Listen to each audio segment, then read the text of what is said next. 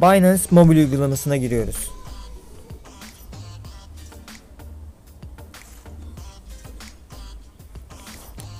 Alt sekmelerde bulunan alım satımlar bölümüne tıklıyoruz. Burada karşımıza 4 tane seçenek çıkacak bizi ilgilendiren. Spot, margin, vadeli işlemler ve opsiyon işlemleri. Opsiyonlar. Biz spot işlemlerde alım satımın ve teklifleri nasıl yapıldığını göstereceğiz bu videoda. İlk yapmamız gereken burada işlem yapmak istediğimiz coin'i seçmek. Piyasalar bölümüne geldikten sonra fiyat bölümüne tıklıyoruz. Buradan Bitcoin, dolar sekmesini buluyoruz.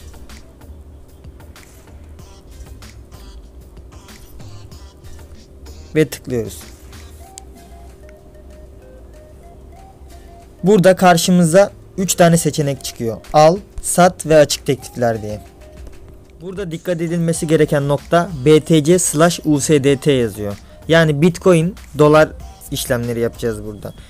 Tabii ki burada yapacağımız işlemler slash'ın sağındaki bizde olması gereken para, solundaki de işlem yapmak istediğimiz şey. Yani kısacası Bitcoin'i alıp satacağız. Şöyle söyleyebilirim. Bitcoin'i almak için elimizde dolar olması lazım. Yani al sekmesinde elimizde dolar olacak ki biz Bitcoin alalım. Sat sekmesinde de Bitcoin satacağız. Bitcoin satmak için elimizde Bitcoin olması lazım. Burada da Bitcoin satacağız. Yani Bitcoin satıp dolara dönüştüreceğiz. Aynı şekilde sağda gördüğümüz gibi bir mor ve bir yeşil olmak üzere iki farklı fiyat grafiği var. Bunlar satım ve alımı gösteriyor. Mor renkli olanlar Binance kullanıcıların satmak istediği fiyat. Şu en aşağıdan yukarı doğru gittikçe fiyat artıyor. Yeşil renkli olanlar da almak isteyenler. Bunlar da tabii ki satmak isteyenlerden fiyatları daha düşük. Daha düşükten almak istiyorlar. Bunlar teklifler. Teklif işlemlerine geçmeden önce öğrenmemiz gereken ilk işlem minimum teklif tutarı. Minimum teklif tutarı Binance'te 10.01 dolar. Normalde hatta şöyle 10.09 yazsak bile işleme sokuyor. Ama bu kafamız karışması için 10.01 kullanıyoruz. Mesela 10 dolar şeklinde bir emir versem 8500 dolardan bunu kabul etmeyecek. 9 oldu. 10 desem yine kabul etmeyecek. Bunu 10.01 şeklinde girdiğimde emrimi gördüğünüz gibi işleme aldım. Gelelim teklifler kısmına. Teklifler sekmesine tıkladığımda 4 tane teklif türü çıkıyor. Limit teklifi, piyasa teklifi, stop limit ve ojo. Limit teklifi Bitcoin'in şu anki güncel fiyatı 8860 olarak gözüküyor. 62-61 düşüp çıkıyor. Ben mesela bunun 8500'e düşeceğini düşünüyorum. Ve 11 dolarlık bir Bitcoin almak istiyorum. Bu 11 dolar Bitcoin'e tekabül eden miktar, Bitcoin miktarı 0.001294 Bitcoin'miş. Yani 11 dolara 0.001294 Bitcoin almış olacağım. Al emrini veriyorum. Şu anda yapmış olduğum işlem 8500'e düştüğünde 11 dolarlık Bitcoin al. Açık teklifler kısmında bu gözüküyor. Eğer Bitcoin 8500 dolara düşerse bu emrim gerçekleşecek ve o miktarda Bitcoin almış olacağım.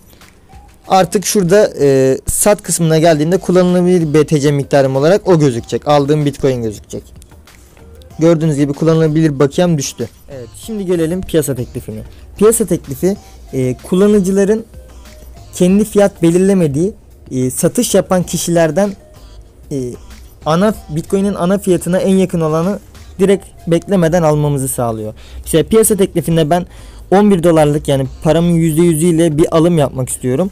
Ala tıklarsam şurada tıkladığım yerdeki adamın eğer benim almak istediğim Bitcoin miktarını karşılıyorsa buradaki fiyattan alır. Bu karşılamazsa bunu alır ve kalan kısmını bir üstündeki şeklinde alır. Yani daha pahalıdan alırız. Satmak isteyenler daha pahalıdan satmak istediği için daha pahalıdan alırız.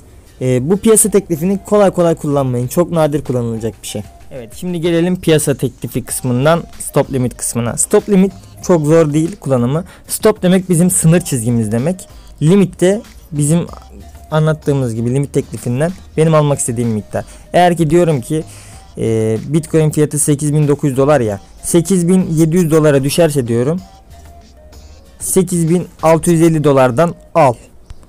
Ne kadarlık? 11 dolarlık. Benim kullanabilir bakiyem kadar. Ala tıkladığımda bana bir sekme gösteriyor. Eğer son fiyat 8.700 dolar veya altına düşerse 8.650 dolardan şu kadar Bitcoin almak üzere bir teklif verilecek diye. Evet'e bastığımda bu açık teklifler bölümünde gözükecek.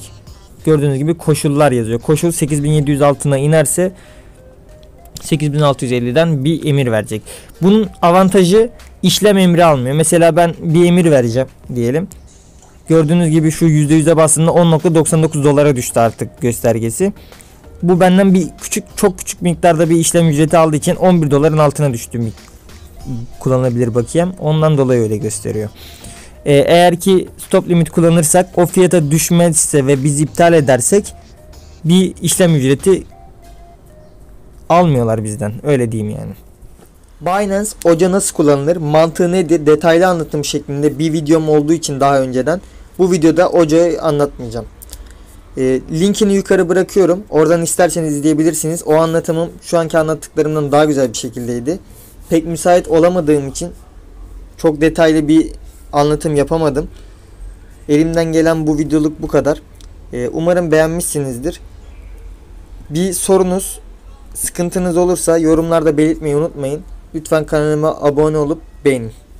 Kendinize iyi bakın. Hayırlı akşamlar.